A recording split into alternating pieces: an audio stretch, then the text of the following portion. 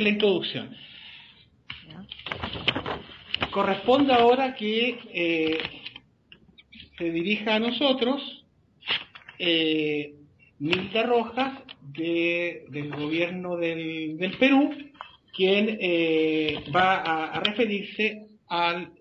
el tema del acceso a la información pública para la participación ciudadana. Estimada Milda, adelante. Muchas gracias, Francisco. Saludo cordial a los ciudadanos y ciudadanas de Iberoamérica que siguen este foro virtual sobre participación ciudadana en la gestión pública. En verdad, en todo Estado de Derecho, el acceso a la información pública implica que los ciudadanos puedan solicitar cualquier información sin expresión de causa a la administración pública. Pero también, por otro lado, exige que la propia administración cuente con mecanismos para garantizar que esa información llegue a su destinatario en forma oportuna. Eso es lo que nos plantea la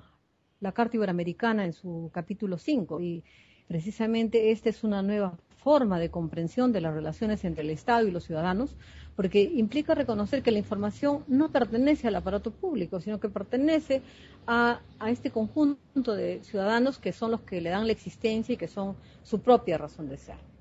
En este aspecto resulta entonces muy importante la existencia de normas y mecanismos que garanticen a los ciudadanos la capacidad de conocer lo que sucede en sus instituciones. Por eso la importancia también de crear y de promover una cultura de transparencia y de pleno respeto al derecho de acceso a la información pública. En Perú tenemos nosotros un marco regulatorio general que está establecido en la Constitución Política del Perú y que garantiza el ejercicio del derecho de acceso a la información pública. O sea, es decir, toda persona puede solicitar sin expresión de causa la información que requiera y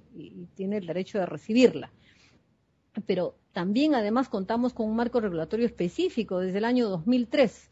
y es la Ley de Transparencia y Acceso a la Información Pública, que consagra el principio de publicidad por el cual toda información que produce o que tenga el Estado se presume pública. Y las normas peruanas han desarrollado un conjunto de mecanismos a través de los cuales los ciudadanos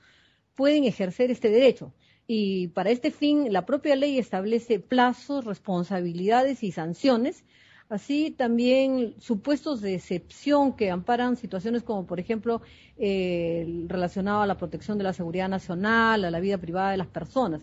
Pero toda la información que tenga el Estado se presume pública. Durante los últimos años, en cumplimiento de la Ley de Transparencia, la Presidencia del Consejo de Ministros, que tiene a su cargo esta acción, presenta un informe anual al Congreso de la República donde consigna información estadística e institucional de todas las entidades del Estado, de los 3 niveles de gobierno, el nacional, el regional y el local, resaltando los principales pedidos de información que se han recibido en esas dependencias,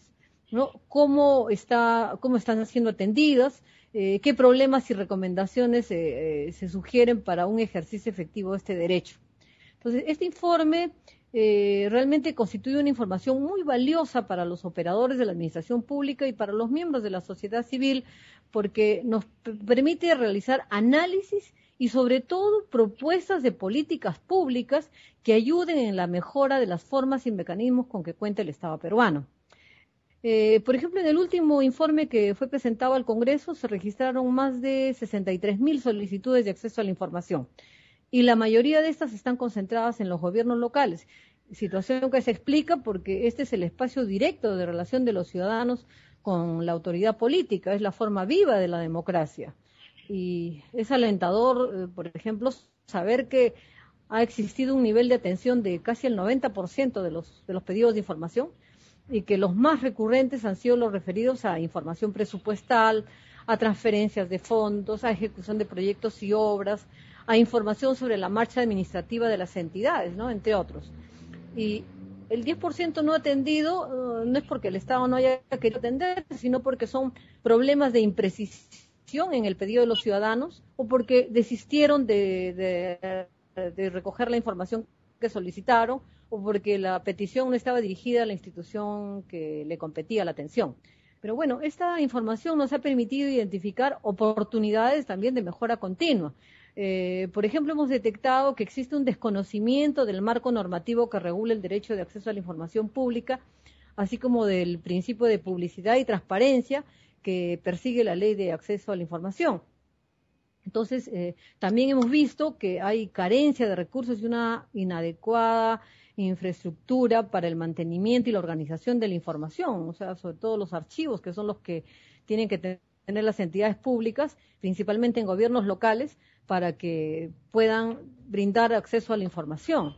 Entonces, hay muchas entidades que aún no cuentan con archivos que utilicen tecnología de Internet, por ejemplo, ¿no? Personal calificado que permita una adecuada observación y sobre todo que conserven esta información y para un acceso rápido y eficaz.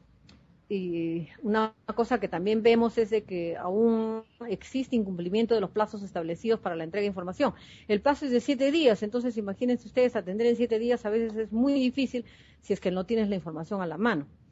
A raíz de estos informes es que hemos podido diseñar estrategias que las hemos incluido en el Plan Nacional de Lucha contra la Corrupción,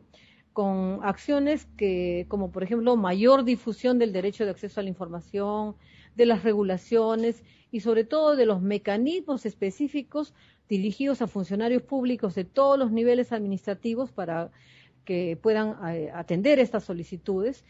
asistencia técnica también para que puedan desarrollar sus actividades y cumplan en los plazos establecidos. Hemos diseñado también formatos de reportes que organicen la información para facilitar su registro, así como el uso de instrumentos tecnológicos que permitan a las entidades estatales realizar un seguimiento sobre las solicitudes de información presentadas, el estado de las mismas, su atención, para de esa manera tener muy bien catalogadas cuáles son los pedidos y de repente ahí encontramos información muy valiosa, ¿no?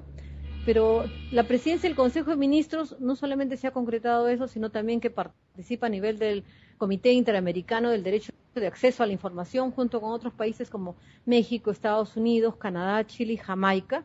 y se ha elaborado un proyecto de ley modelo de acceso a la información pública y guía para su implementación como marco normativo para los Estados miembros de la Organización de Estados Americanos. Este proyecto ya ha sido presentado.